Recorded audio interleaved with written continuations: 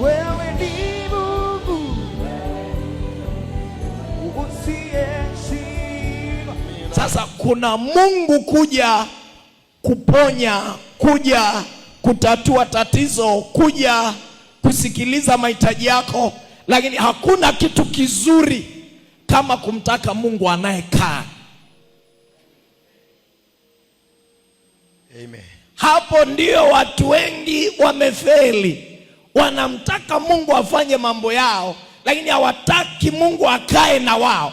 Kwa nini? Kwa sababu niamini ya kwamba Mungu akikaa kwenye eneo lolote, kuna vitu atakuamulia ndani yako. Jambo la kwanza anasema nitakaa mahali palipoinuka. Maana kama ninakaa mahali palipoinuka, lazima yule mtu ndani yake awe na sifa ya kumuinua Mungu kuliko mume wake, kuliko mke wake, kuliko maisha yake, kuliko mali zake, kuliko vitu vyote alivyo navyo. Amina. Lakini jambo la pili anasema mahali ambapo ni patakatifu.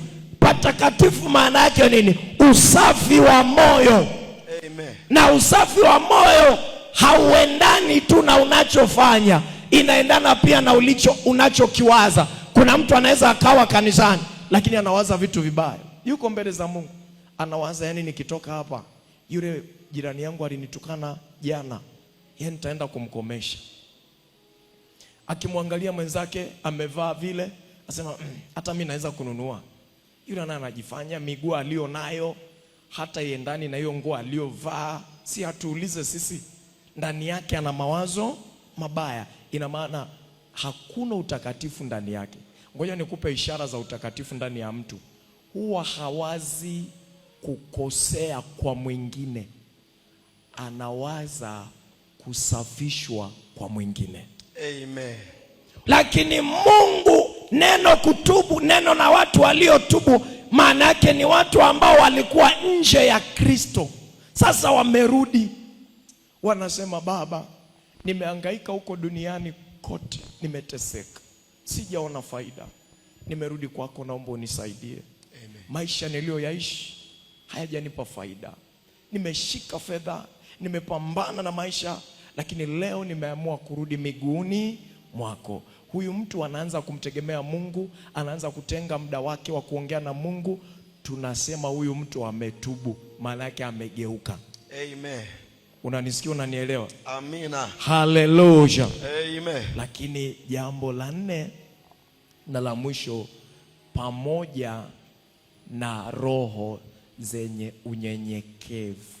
Nitajuaje kwamba huyu mtu ana unyenyekevu? Ni hali ya kutokuwa na makuu. Kinyume cha unyenyekevu ni kujiinua. Bwana Yesu asifiwe. Amina. Sasa huko ni kufanya nini? Kujiinua. Kujiinua. Biblia inatoa mfano kwa watu wawili walioenda hekaluni kuomba. Mmoja alikuwa mtu wa madhabahuni na mwingine alikuwa mtoza ushuru tu wa kawaida. Mmoja akaenda akamkuta yule mtoza ushuru anaomba, akamwambia Mungu, angalia huyu anayeomba anachekesha kweli. Yaani ana vituko. Mimi sio kama yeye. Naomba niangalie mimi. Kwanza mimi nakutoleaga zaka, alafu unajua nafunga kila wiki, si ndio? Basi naomba unibariki. Alafu yule mtoza ushuru akainama akipiga kifua chake. Biblia inasema hata akaogopa kutazama juu, akamwambia Mungu, sistahili hata kusimama mbele ya uso wako. Tayari hiyo ni toba na rehema. Amejishusha. Bwana Yesu asifiwe. Ngoja nikupe nguvu ya toba na rehema ilivyo. Kimbia hapa kiongozi. Je, kuna nafasi nyingine ya kwenda huko chini? Kabisa. Haipo, si ndio Yeah. Nafasi iko wapi? Aya, na mimi namnyanyua kwenye nafasi. Ninamnyanyua kwenda wapi? Kwenda juu. Si amesimama Ndivyo Mungu alivyo kwenye toba na rehema. Amen. Ukishuka chini anaona tena huna pa kwenda zaidi ya hapo ulipo. Kwa hiyo inabidi afanye nini? Akunyanyue juu, kwa sababu ndio kuna nafasi. Amen. Bwana Yesu asifiwe.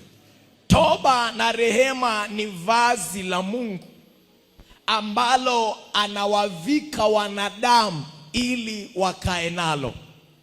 Kwa hiyo Mungu mikononi mwake vazi alilo nalo linaitwa toba na rehema, lakini sio kwa ajili ya yeye kuvaa, ni kwa ajili ya kuwavalisha watoto wake ili wafanane na yeye.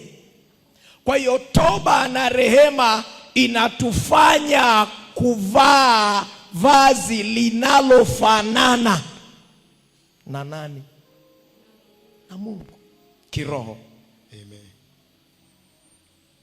Umenisikia? Unanielewa? Asikudanganye mtu mwingine yoyote. Vazi la toba, vazi la rehema ndiyo pekee linaloweza kutufananisha na Mungu wetu, kwa sababu ameshasema kwamba ninakaa na roho zilizotubu, roho zenye unyenyekevu, roho ambazo zikija zinasema Baba, sistahili hata kusimama mbele yako, lakini naomba kwa rehema na huruma zako. Mwingine machozi yanamtoka, hajui ametoka wapi. Kuna roho ya unyenyekevu ndani yake inayofanya kazi bila yeye kujua. Wewe ni Mungu, wewe usiyeshindwa, usiyeshindwa,